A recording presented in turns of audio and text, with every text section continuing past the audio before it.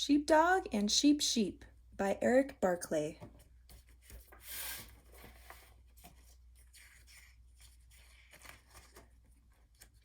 This is Sheep. She loves to dance. She knows all kinds of fancy dances, like the wildflower dance, the mud puddle dance, the get this spider off me dance. Dancing makes her very happy, and when she's happy, she closes her eyes. And when she closes her eyes, she bumps into things, usually trees. But one day she bumped into something that wasn't a tree. It was a someone, a very hairy someone. "Holy begonia," she said. "Who are you?" "I'm the sheepdog," the someone replied. "I watch the sheep." "Well, I'm Sheep. I watch sheep too. Everyone knows I'm an expert at watching sheep. I don't see how you can be much of a sheep watcher with all that hair in your eyes, but I can fix that for you. Be right back." She skipped off toward the farmhouse. Just then, Sheepdog spotted an eagle overhead. It was looking at sheep like a mouse looks at cheese.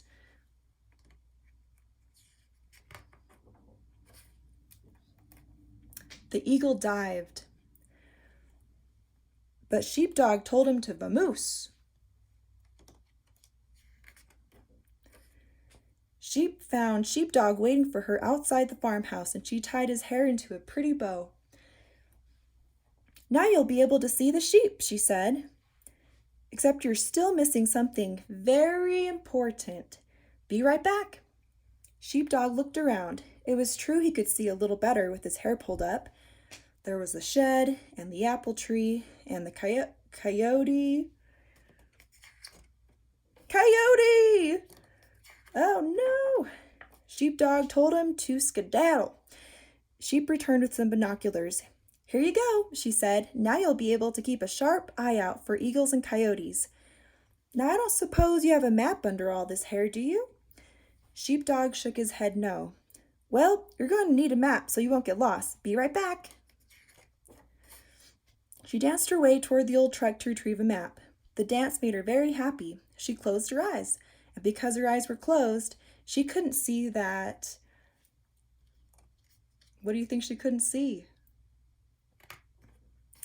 But Sheepdog did. Sheep kept on dancing. She had some extra fancy moves. Like most of Sheep's dances, this one ended with a bump on the head, but she had meant to do that. Really.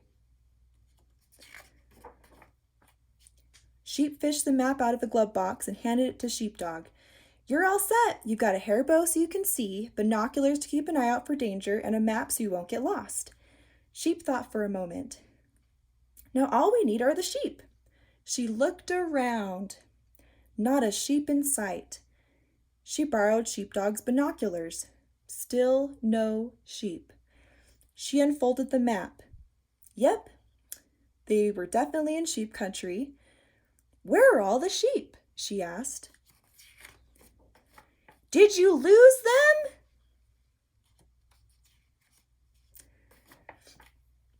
"You're the only sheep," Sheepdog said. Oh. Sheep sat down and thought about being only a sheep and not a sheep. But when she thought, she got very still. And when she got still, she got very upset. Very quiet. And when she got still, she got very quiet. Thinking could do that. Do you ever get still and quiet when you're thinking? Do you think being still and quiet helps your thinking? Good readers stop and think about what they're reading all the time. Finally, Sheepdog spoke. "Maybe you're not a sheep. Maybe you're a dog sheep, and your job is to watch the dog." After a moment, Sheep replied, "Well, of course, I'm a dog sheep." Everyone knows I'm an expert at watching dogs. The end.